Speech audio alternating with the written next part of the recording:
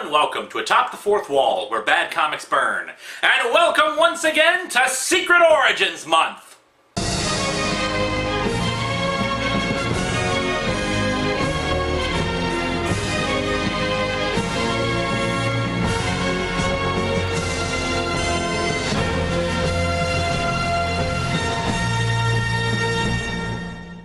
Next up in the Origins department is our Satan-dealing, clone-creating, smoking-stopping pal, Spider-Man.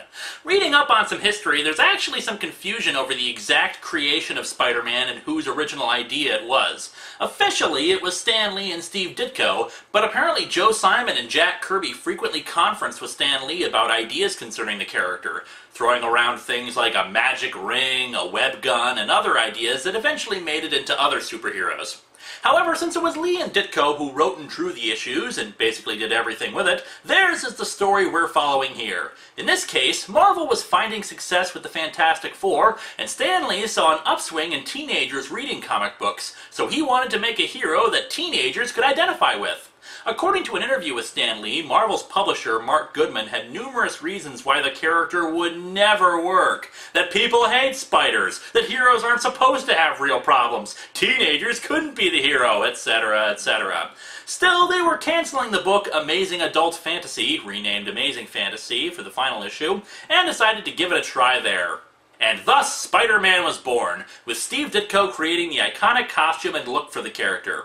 Amazing Fantasy number 15 was a sales success, prompting Marvel to give the character his own solo series, which has lasted through today. So let's dig into the story that got our friendly neighborhood Spider-Man going, Amazing Fantasy number 15.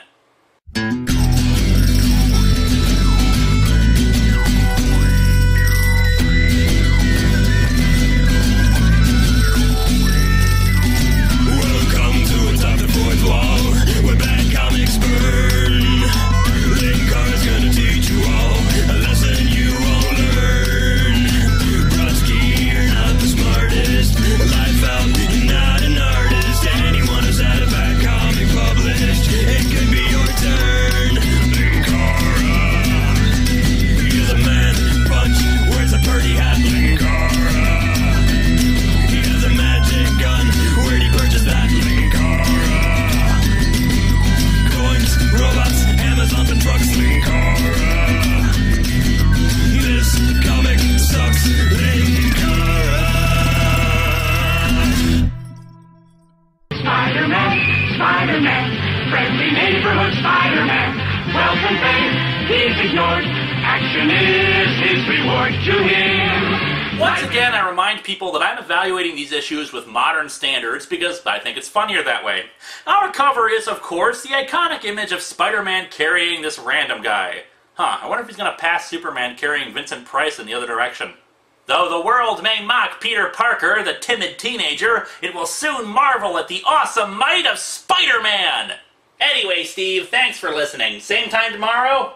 Oh, and by the way, Peter, good job keeping your secret identity a secret and all. I'm sure yelling your name while tons of people watch you, and you're carrying another guy, will go over well in the long term. And for those of you at home, today I actually do have a reprint ready for your enjoyment. Marvel Tales number 137, which reprints not only this Spidey story, but also the origin of Doctor Strange.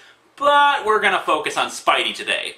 We open to the corner of a street where a bunch of kids are mocking Peter Parker. Say, gang, we need one more guy for the dance. How about Peter Parker over there? What kind of dance requires a quota? Are you kidding? That bookworm wouldn't know a cha-cha from a waltz. Clearly, they have never seen Peter when he gets his groove on.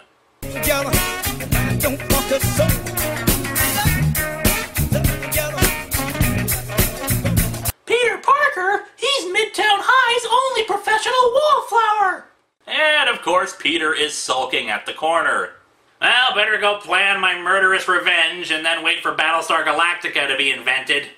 Oh my god, there's a giant spider coming down to eat him! Ah! Wait, no. Anyway, there's also some narration. Like costume heroes? Confidentially, we in the comic mag business refer to them as long underwear characters. Well, it's not confidential now. And for some characters, the underwear analogy just doesn't work. Do you know anybody who goes to bed wearing this? I mean, besides Stan Lee? And as you know, they're a dime a dozen, but we think you may find our Spider-Man just a bit different. His life is a never-ending spiral of shame and death. As you may have gathered, Peter Parker was far from being the biggest man on campus. That would change after his clinical depression pushed him to Twinkies and Hostess fruit pies. But his Uncle Ben thought he was a pretty special lad, as he creepily stood over him. As for Pete's Aunt May, she thought the sun rose and set upon her nephew. Sadly, though, being a million years old kind of made Aunt May think that the toaster was her nephew. Don't fatten him up too much, dear. I can hardly out-wrestle him now. Uncle Ben, stop being creepy. Of course, Peter's teachers like him for being a nerd and all, but sadly he finds rejection with his one true love, Sally... black hair. Sally, however, is attracted to Flash Thompson, resident dickhead. Here's what may be a dumb question, but if the place is called Midtown High, why does Flash's sweater have a big T on it? Is he a member of the Mr. T Army? Clothes express your personality, so express yourself, and not someone else. So you table the label, and wear your own name. Peter suggests that they go to the new exhibit at the Science Hall, but sadly the sensuous allure of science does not sway them and they drive off, calling Peter a bookworm again. Wow, what new depravities will teenagers think of next to call their peers? Someday I'll show them. Someday they'll be sorry. Sorry that they laughed at me. I see a killing spree in his future. And a few minutes later, Peter Parker forgets the taunts of his classmates as he is transported to another world. The fascinating world of atomic science. It's fascinating. And now for a demonstration of how we can control radioactive rays here in the laboratory. Should we have any kind of protection here? Nah, we're good. Like, I don't know, lead shields or safety goggles or something? Don't worry about it. And, of course, a spider descends in between the two Christmas ornaments and gets a nice big old dose of radiation. Accidentally absorbing a fantastic amount of radioactivity, the dying insect, spiders aren't insects, in sudden shock, bites the nearest living thing. Nearest living thing? Look at this panel. Peter's all the way in the back. Shouldn't it have gone for the scientist running the device? Peter suddenly feels lightheaded and has to go outside. What's happening to me? I feel different, as though my entire body is charged with some sort of fantastic energy. And now my fingers are honking! A car almost hits him while turning a corner, but Peter instinctively leaps to a nearby wall. That was one egghead who won't daydream anymore when he crosses the street. You can say that again. We almost killed someone. Peter quickly discovers he can climb the walls of the building, a little kid actually witnessing it.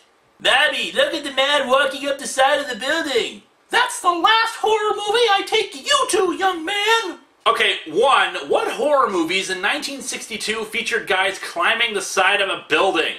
Two, is that how jaded you are, lady? You won't even look and confirm that your son is lying before you just assume he's making it up?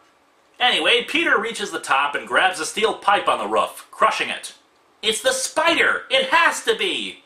And I thought Batman was the detective. Somehow, in some miraculous way, his bite has transferred his own power to me! Yes, the power of an arachnid smaller than the palm of your hand that was killed by radiation poisoning that anyone could crush effortlessly! Anyway, Peter realizes he has to think about what to do with this incredible power. Within minutes, he spots a wrestling event. $100 to the man who can stay in the ring for 3 minutes with... Nah, actually it's a guy named Crusher Hogan. A little trivia note, they actually later gave Crusher Hogan a complex and sympathetic backstory and had him fighting alongside Spidey for an issue against some thugs at a gym he worked at. Peter quickly puts together a makeshift outfit to wear for the event, even discarding his glasses. I guess he didn't actually need them, you just receive dorky glasses when you become a nerd. So yeah, Peter is brought up and manages to evade and use his superior strength to defeat Crusher Hogan. It works! I have the speed, the agility, the very strength of a gigantic spider! Let me loudly announce all of this to the audience!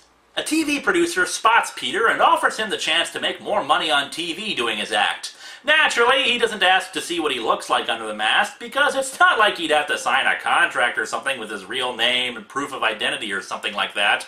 Anyway, later on, we see Peter starting to design his proper costume. He's still loudly narrating to himself, so much so that I'm shocked that Aunt May and Uncle Ben don't hear him immediately as they enter his room. Oh, hi, Aunt May. Oh, hi, Danny. You looked a little tired, Petey, so we brought some crackers and milk. Crackers and milk? Bless 'em. Crackers, wow, maybe they can have white rice later. We also see Peter create the web shooters and try on the costume for the first time. I'll need a name.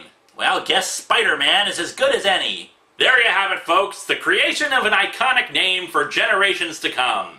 It's as good as any. So they laughed at me for being a bookworm, eh? Well, only a science major could have created a device like this. Suck it, English majors! With some strong liquid cement at the end, I can pull myself up anywhere with my little web. From the quick research I did, liquid cement is used to fill up cracks in driveways, not suspend 150-pound humans from ceilings. I don't think it works like that. Oh, and the story is divided into parts, even though it's one continuous story interrupted by one page of advertisements, so now we're in part 2. Now, anybody with the intelligence of a 7-year-old knows that if a man appeared on TV who seemed to be more spider than human, he'd be an overnight sensation. Unless they thought it was special effects or something. Especially when his feats were performed without the help of trick photography. If the TV says that, it must be true! But yeah, Spidey performs a few tricks and impresses everybody, with tons of people wanting appearances by him or an interview or the like. When he finally gets clear of them, he sees a thief running down the hall, chased by a policeman. Spidey lets him go by and into an express elevator, which of course the guy narrates to himself about out loud. "What's with you, mister? All you had to do was trip him, or hold him just for a minute." "Sorry, pal, that's your job. I'm through being pushed around. By anyone!" Doesn't that mean he should have pushed the thief, thus displaying his superiority? And yeah, another through spelled like that. I guess it was a space-saving thing with word balloons, since this was all done by hand back in the day. From now on, I just look out for number 1. That means me. I ought to run you in. Save your breath, buddy. I've got things to do. Haven't you heard? I'm a science major.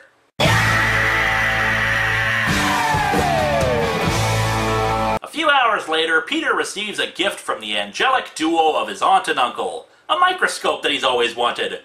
You're the greatest family any fella ever had. I sure hope neither of you dies in a fit of tragic irony. So time passes and Spidey continues to be adored by the people of the world. However, one night Peter returns home to find a police car in front of his house. The officer explains that a burglar broke in and shot his uncle, but also that they've cornered the burglar at the old Acme warehouse at the waterfront. The Acme warehouse?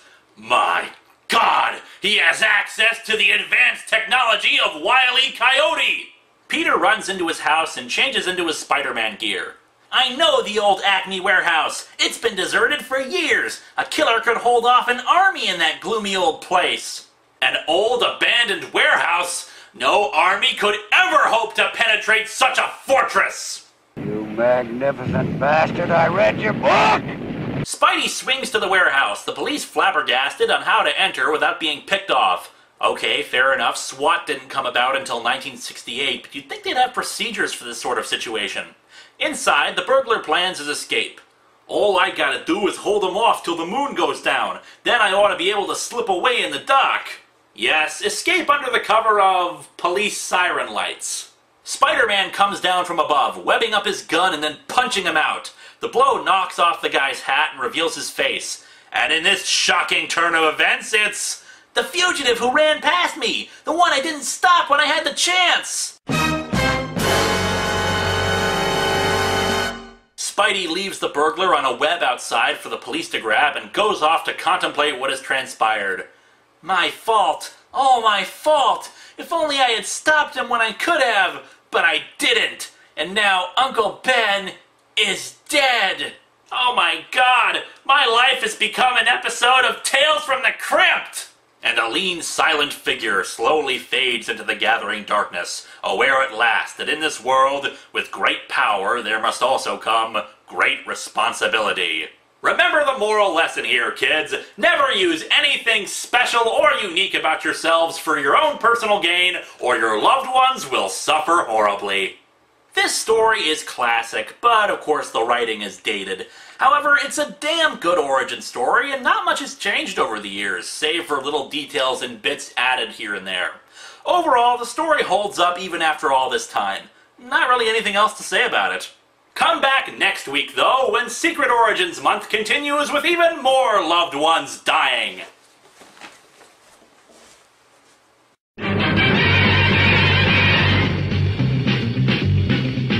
Spider-Man, Spider-Man, does whatever a spider can. Spins a web any size, catches thieves just like flies. Look out, here comes the Spider-Man. Is he strong? Listen, bud, he's got radioactive blood. Can he swing from a thread? Take a look overhead. Hey there goes the Spider-Man. In the chill of night, at the scene of a crime, like a streak of light, he arrives just in time. Spider-Man, Spider-Man, friendly neighborhood Spider-Man. Wealth and fame, he's ignored. Action is his reward to him. Life is a great big hang-up. Wherever there's a hang-up, you'll find the Spider-Man.